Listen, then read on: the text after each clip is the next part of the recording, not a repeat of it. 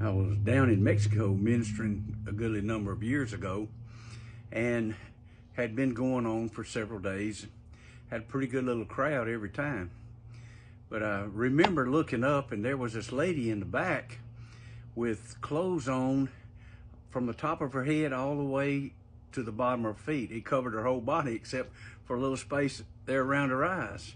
So I asked, I said, "Who is that lady?" He said, "Well, she's got leprosy and she can't get around anybody. She stayed in the back but listened for the whole service. As soon as the service was over, boom, she was out the door." And I thought, God, it's terrible to have leprosy. Now, as I appreciate it, leprosy is incurable. Also, people can't touch lepers because they will catch it. It's highly contagious. So I'm thinking, I remember a man by the name of Danny Ost who grabbed a leper girl and hugged her and prayed for her, and she got healed. First time she'd ever been touched. So I said, all right, if Danny Ost can do it, I can do it.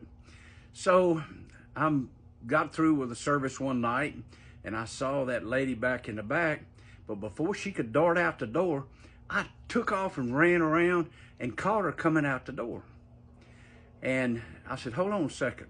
And she stopped, and I said, I'm gonna pray for you. So I laid my hands on her and prayed for her. Well, as far as I know, it may well be the first time she's ever been touched since her mama brought her into the world. I mean, seriously. Well, she took off running after that, and I didn't see her the next night. I looked up, and I didn't see that little leper girl back there and somebody all covered up. But I did see a young lady that had not been in the services. So the service was over. We all kind of lingering around, and this lady eased up to me, and she said, "You don't know me." I said, "No." And she said, "I'm the leper girl that you prayed for the other day, and God has totally healed me." And she held up her arms, and they were white as snow, and her legs and everything, her face. She didn't have any sign of leprosy on her.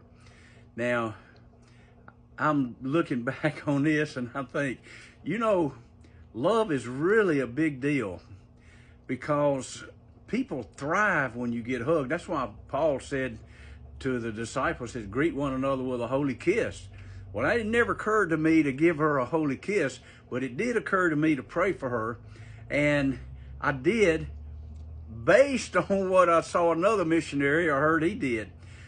Nevertheless, my point is, she got healed. You would be surprised what a touch would do for people.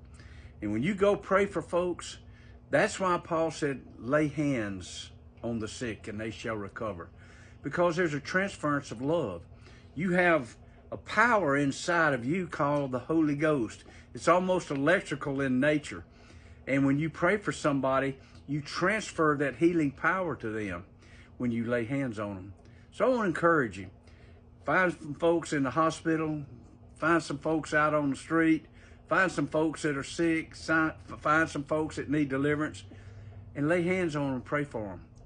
And ask God to heal them, deliver them, and set them free. You can do this. God bless you guys, and go in peace. Love you. Bye.